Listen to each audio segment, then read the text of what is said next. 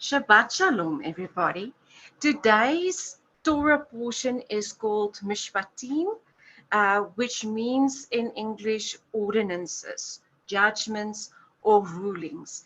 It covers the Torah portion from Exodus 21:1 to 24:18. So that is quite a lengthy Torah portion this week, but it is an amazing Torah portion if you just go and delve a little bit deeper into what is being said.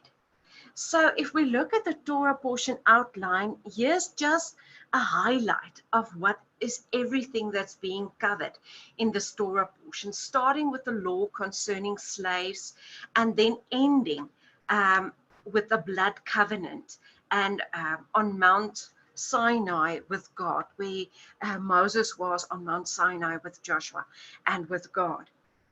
So it's quite a lengthy, and if we just stop and study this Torah portion, we can carry on for years because there's so much that is hidden in this portion.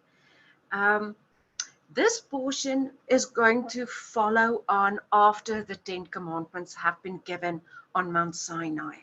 So it is very interesting to see that the first actual law being described right after this amazing event that took place on Mount Sinai is the law concerning slaves.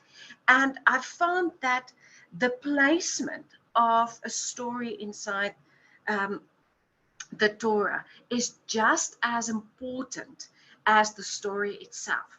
So the fact that this follows the Ten Commandments and the writing of the tablets is just as important. So we start, and I want to title my portion because I want to get stuck on just this one section, and that is to be or not to be a slave. And the connotations that we have with slaves and what slaves is.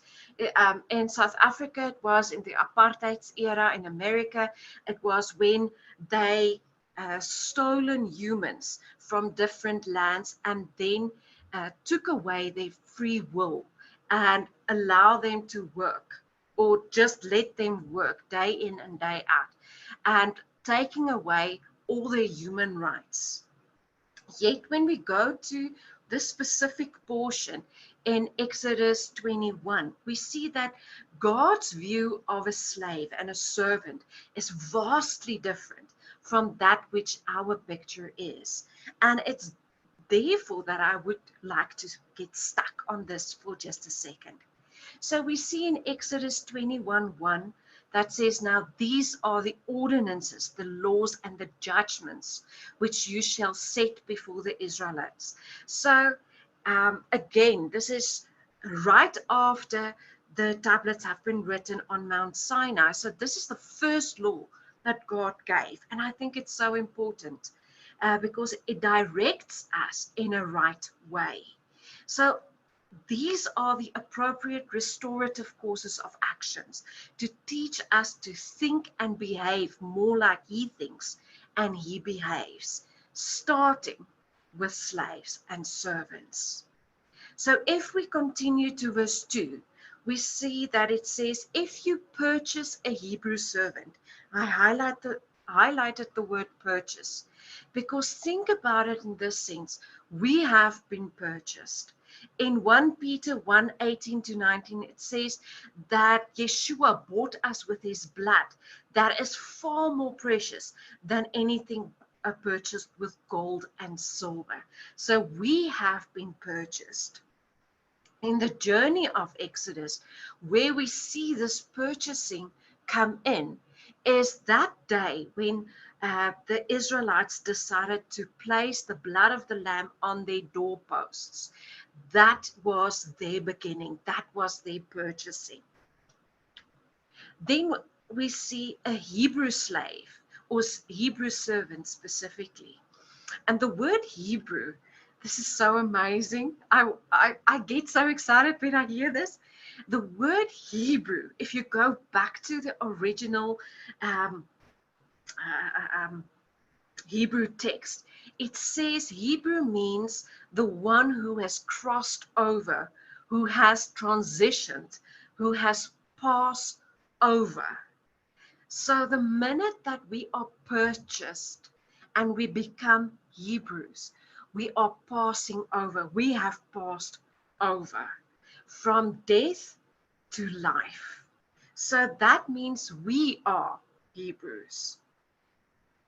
So Ephesians 2:13 says, you who once were far have been brought near. You have become a Hebrew through the blood of Yeshua. Then we move one sentence or one word further, and that's the word servant. And this is where I want to elaborate a little bit more. That Hebrew word for servant can also be translated as bondservant, and it's the word Ehbed. And Ehbed, just plainly translated, means a servant or a bondsman or a bondservant. But when you go into the Hebrew text, you will always see that there's something, you'll see, I copied and pasted this directly from the Strong's Concordance, and you'll see it says Ehbed from, and then it gives a different number, 5647. If it does that, it means this word was built from a different word, from a different mother or a different parent or root word. And if you don't go back to the root word, you don't understand what it means to be a servant. So if we go to that root word, we see the root word of a Ehbed, a servant, is to serve, to be a bondsman. And I've just highlighted one, to more, to be a husbandman and to be a worshiper. And that brings us into a completely different mindset. So if you read it like this, verse 2, if you purchase a Hebrew worshiper, it makes a different, it already brings in a different point of view. If we continue a little bit further, Exodus 21:5-6. This is now, it contains the whole message about what this Hebrew slave does, how he works for 6 years, and then he can decide, this Hebrew slave can decide whether he wants to be a free man or, and this is where verse 5 kicks off, when he says, but if the servant plainly says, I love my master, I will not leave as a free man. I will serve him for life. That is when a person becomes a bond servant, a Ehbed. So what does that mean for us? How does this bring it back to us? The minute that a Hebrew slave is taken out of bondage, that is what is done by the blood of Yeshua, and that is our salvation. That is not going to be taken away. But later on in our journey on Torah and with Yahweh, moving closer to Yahweh, we see that we are going to be, we're going to have a choice to make. Do we want to worship God as a free man or as a bond servant? And that meaning does not mean you lose your salvation. It's just the laws of a free man is different from those of a bond servant. And the protections that there is for a bond servant is also slightly different than it is for a free man. For a free man, for instance, the law of an eye for an eye, a tooth for a tooth, and a burn for a burn is going to count. But for the bond servant, if somebody hurts you, you take it back to your master because you don't belong to yourself. That's the main difference. And only on that point we can stand still and have a completely new Torah teaching. But I wanted to move on a little bit. So I want to stand still at what it means to be a bond servant. what it means when you say, I love my master. I do not want to be a free man. I want to serve him for life. It is the indicates ownership. That means you relinquish your ownership of self to somebody else. You do not belong to yourself anymore. You belong to your master. And it's usually a term that describes a slave has been set free by the owner, but then decided by his own free will to serve his master out of love and devotion. And then his master will mark him.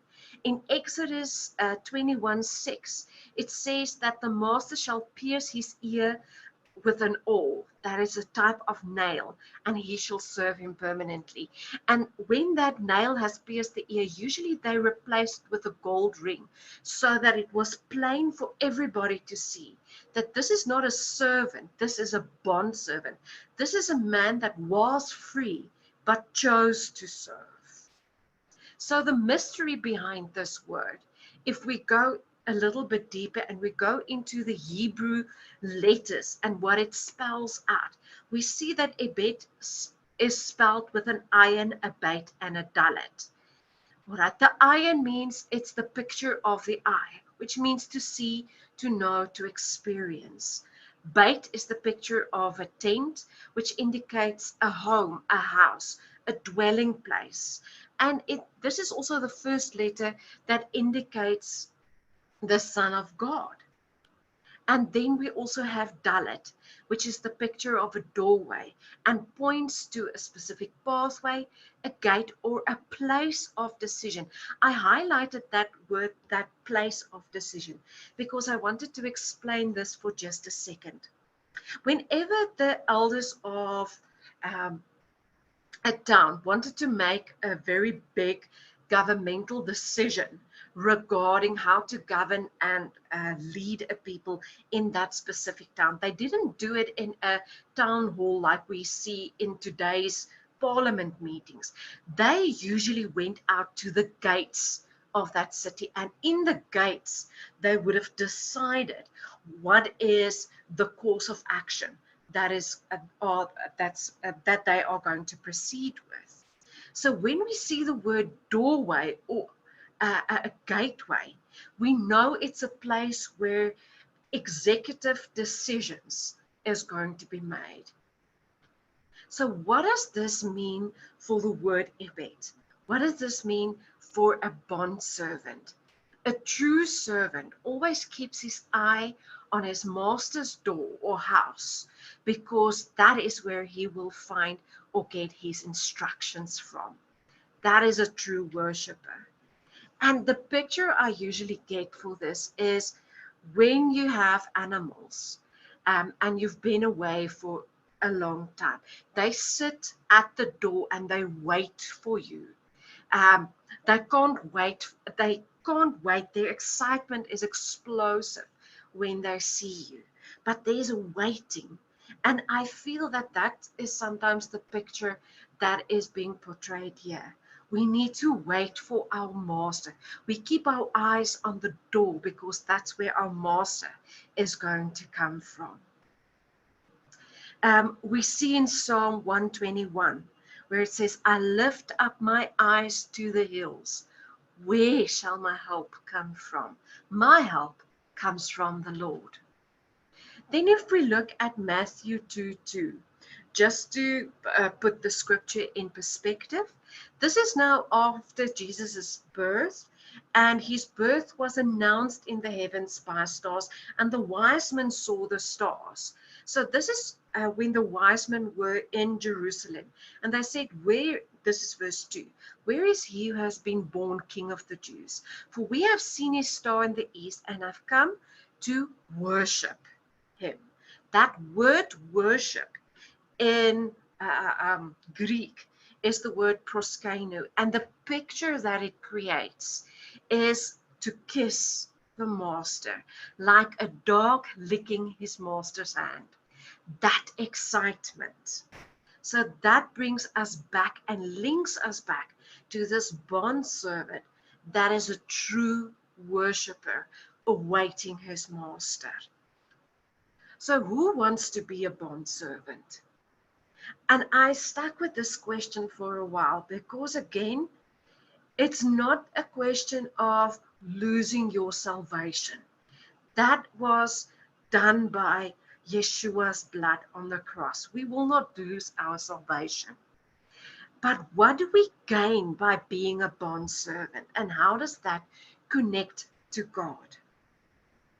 And I thought, okay, what is a better way than to look at a bondservant and to make this choice than to see, but who else were bondservants? If we look at Paul, Paul introduces himself to the Romans as a bondservant of Yeshua. Paul and Timothy is introduced as bondservants. James is introduced as a bondservant. Simon Peter is introduced as a bondservant. Jude introduced himself as a bondservant. So we start seeing all the apostles describing themselves as bondservants. That means they made a decision to be a bondservant. So what about us today? Where do we fall in? What happens if we become bondservants? And I found the answer in Revelations 1:1.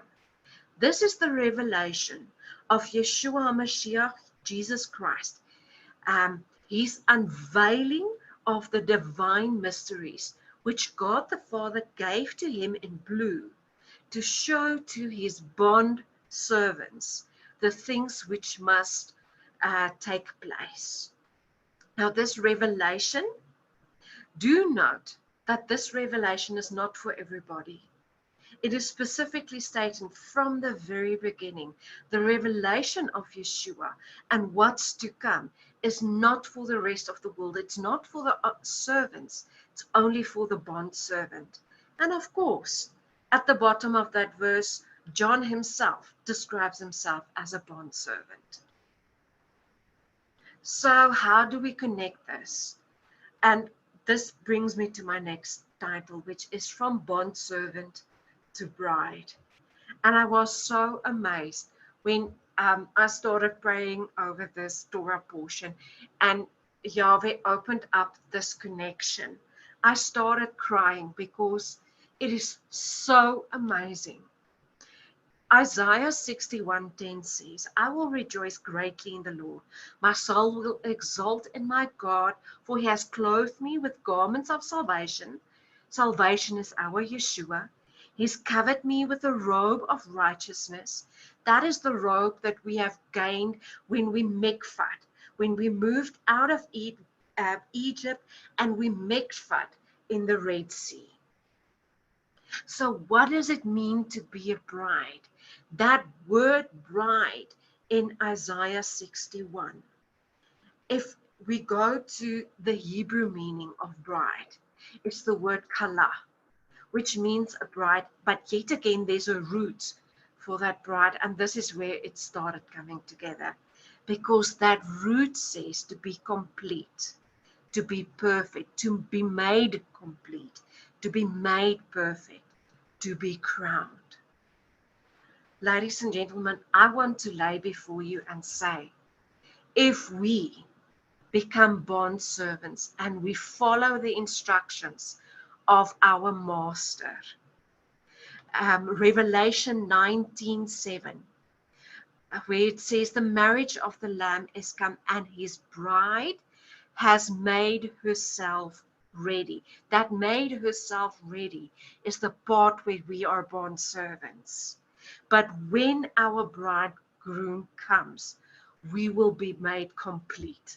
We will be made perfect, and we will be made with a crown, and we will be crowned. And that is what the link between the law of slavery, bond servants, and our previous Torah portion is. If we follow the commandments of our Lord, those 10 commandments, we are making ourselves ready for our bridegroom. And we are going to become complete and perfect and be crowned. Revelation 21:9 says, "Come here, I will show you the bride, the wife of the Lamb." So when Yeshua comes back, he doesn't come back for the bondservant, he comes back for a bride. Ephesians says we need to make ourselves ready so that we can become, and I highlighted Ephesians 5:27, the words, for his bride to be glorious, to be full of splendor, to be without spot or wrinkle, and to be blameless, to be holy and set apart. All right, we do all of this. We become glorious and splendor without spot, wrinkle, and blameless by following Torah, by following the instructions that we have been getting from Mount Sinai. And the only other place, or the place where we see this takes this blamelessness, this without spot and wrinkle, occurs again in the Torah, is at the Levitical priesthood. In Leviticus 21:17, where God tells Moses to tell Aaron to say that none of Aaron's descendants are allowed to have a blemish, are allowed to have spots or wrinkles, which is the ultimate bondservants of the Torah, which is our Levitical priests. But we cannot end our portion there, because there's one more servant I would like to talk about. And this servant we read about in Exodus 33:11. And it is the servant called Joshua. And we already know that Joshua is a type, or a Messiah type. When we read about Joshua, we read he's a Messiah type. And he's also known as a servant. But that word for servant, when they describe Joshua, is not the word Ehbed, like for bond servants. It's the word for Serath, which is only referring to a servant of the highest ranking, a servant that is a personal minister to his master. So the first time that we ever see that word sherath, to serve and to be that type of servant in the Torah, is in Genesis 39:4. And they link it to how Joseph served Pharaoh, because Joseph was one of the highest ranking servants at that stage. So it is a completely different, it's not a bond servant, which tells us Yeshua is our Serath. So what does this mean? And that brings us back, if we go to the original meaning of the word and we look at how that word is spelled. It's spelled with a sheen, a resh, and a taf. The sheen is the picture of teeth, that means to destroy or to press. And it's one of the letters that God identifies himself with. You'll also remember anyone that has a mezuzah on their doorpost. This is one of the letters that is on the doorpost. Then resh refers to the head, a leader, a prince. And then taf is the picture of a cross. And it's usually to symbolize a covenant and a sign. So if we put the meaning of the sherath together, that is how we see who Yeshua is in this Torah portion. We see that we, the fallen man, will be delivered from bondage of sin. That is the destruction and the deliverance that came from the sheen. Through our leader servant, that is our Yeshua, who brought his blood sacrifice. That's our Lamb of God. And then our last word, Tav, which is the covenant which we have into a new life with him. So this law of slavery is not a law of how to be a slave. But ladies and gentlemen, I want to put before you, It's a law of how to become a bride for our bridegroom. That brings me to my last words for today, and that's a petition for the week, a prayer of thanksgiving. And for all and everything, may your name, Yah, be continually blessed and exalted. You are our King, now and forever, a world without end. May all living creatures give thanks to you, and in truth praise you always. O God, our salvation and our help forever. Blessed are you, O Holy One. Your very name and presence radiates goodness, and give thanks to you. And that is fitting. Shabbat Shalom, everybody. Please feel free to leave a comment. If you like this video, click the like button. Remember to subscribe to our channel and don't forget to ring the bell.